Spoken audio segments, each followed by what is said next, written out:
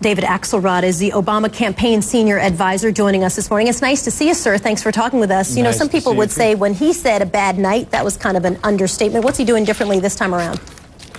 Well, I think you'll see on Tuesday night, but obviously he got a feel for Governor Romney and how he was going to approach these debates, and he went over the tape himself, and he is his own harshest critic. So, you know, I'm looking forward to next Tuesday night. I think part of what took him aback a little was the degree to which Governor Romney tried to fudge his positions, walk away, and obscure the positions that he's taken. You got a little taste of that in your last half hour on the issue of abortion rights.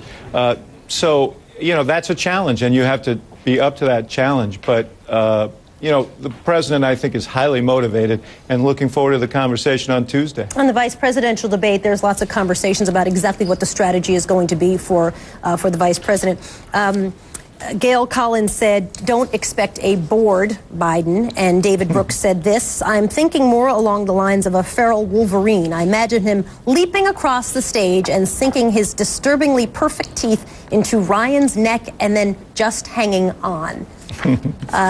That sounds like a little bit of an exaggeration, but how do you expect it to go? What's the strategy there? Actually, I think it is a little bit of an exaggeration, but I do think that he is, I think the vice president's very much looking forward to the debate tonight, because there are really clear distinctions between the president and Mitt Romney, even if Governor Romney is trying to fuzzy up those distinctions in the final weeks of the campaign. You know, one feature of this debate that'll be interesting is a few weeks ago, Soledad, Congressman Ryan was on television, and when he was asked to explain how they're going to pay for this $5 trillion tax cut for the wealthy, he said, well, it's too complicated to explain in this short period of time. Well, now he has 90 minutes to do it, so perhaps he'll use his time that way. There's been lots of exception, though, taken to that $5 trillion number, mainly that, which, by the way, you guys keep repeating over and over again, even though many people have said it's just factually not true, mostly because there's no details around it. Why do you keep going with that number?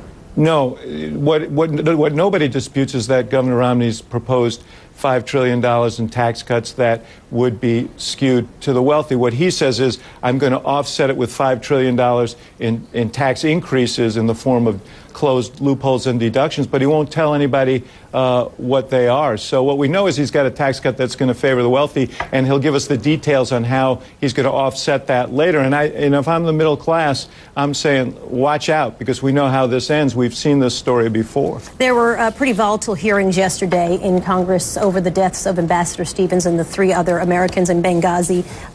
It seems to many people that the State Department certainly made numerous mistakes, but some have accused the White House of being involved as well. And there certainly are some statements, if you look specifically at what Jay Carney says, didn't go as far as Ambassador Susan Rice, but close when he was pointing to the role of this videotape, which now seems to be completely disproven from what we heard from State Department employees on a phone call with reporters the other day. What was the role of the White House in this? Well, the role of the White House was to convey the information that we were receiving from our intelligence people on the ground and in the area, and that's what we've done throughout.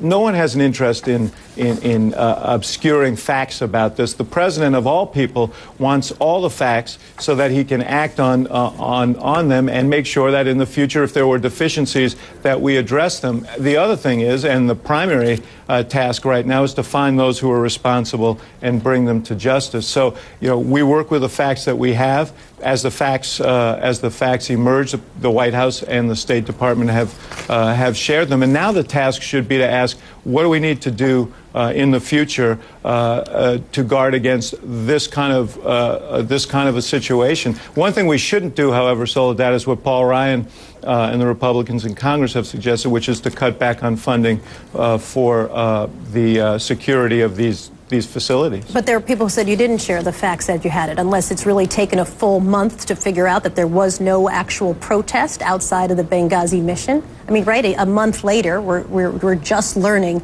that what was supposed to have been a protest that morphed into this terror attack actually never really happened. Well, I think the intelligence community has spoken to that, and you know, there is no doubt that videotape created turmoil around the world. And I don't think anybody disputes that fact. We now know more about this particular attack, and as we've learned those facts, we've shared them, and there's no reason not to share them. The goal has to be to solve whatever deficiencies there were and make sure that our diplomats all over the world are secure. We send people into dangerous places. That's part of the job, and we need to make sure that, to the extent possible, we're protecting those diplomats. And nobody feels more strongly about that, Soledad, than the President of the United States. When President Obama was on Tom Joyner's morning show, he told him that he was, what was the word he used, Roland? He's talking about his debate before. He was too polite, forgive me. He said he was too polite. And there are many people who have said, you know, the president who has a natural aloofness, which has been written about many times, that this is catching up to him, that he's not connecting with the people, and that the campaign is actually in some disarray. Is that true? No, I don't think so at all. And if you look at even the polling data that you're getting now, there's no doubt that Governor Romney picked up a couple of points. Tax cut on top of Sorry, that's someone playing very loud B-roll of the debate. My apologies. That's okay. That's okay. If you look at the polling, I mean, there's no doubt that, you know, traditionally the challenger picks up 1 to 3 points after a debate. Governor Romney's collected somewhere in the middle of that in these polls. But if you look inside those polls and you ask the question, who's going to fight for you, who understands your problems, who will stand up for the middle class, the president has very large margins on those questions. So the notion that he's not connecting with people, that they don't understand that he's an advocate for them, that he doesn't, that the notion that somehow he doesn't get there a lot, that's not true at all. In fact, the reason that he's been ahead in this race throughout is because people do understand that he comes to the office every single day animated by his own experience in life and those of the thousands of people he comes into contact with over the course of a week, through his letters, through contacts, discussions. He's out there fighting every day for the middle class, and that's really a big issue in this campaign. Are we going to have an economy that's animated by that value and that principle, that we're going to grow this economy by building the middle class, or are we going to go back to the top-down tax cuts for the wealthy, deregulate Wall Street formula that got us into this mess in the first place? How worried are you, though? I mean, I get what you're saying. At the same time, you saw movement from the debate, right? So you can have all the connecting data that you want. At the end of the day, it was Mitt Romney who won that debate. How concerned are you about the next debate?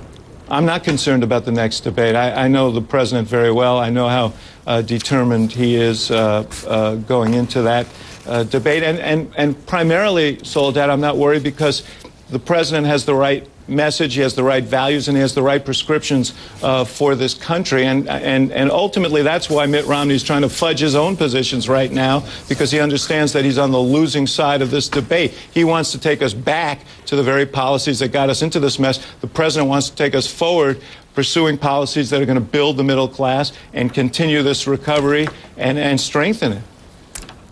David Axelrod is an Obama campaign senior advisor joining us this morning. Nice to see you. Thank you for talking with us. Nice to see you. Thank you. You can watch the